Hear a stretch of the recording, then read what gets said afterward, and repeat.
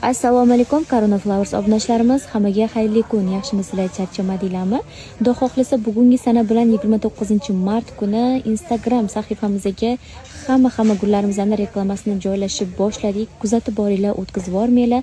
Orada shunaqa chiroyli katta gullagan skidkalarimiz bo'lib qolishi mumkin. Unaqalarimizning soni kam bo'ladi. Tez zakaz berib olsanglar bo'ladi, shunaqa skidkalardan foydalanib.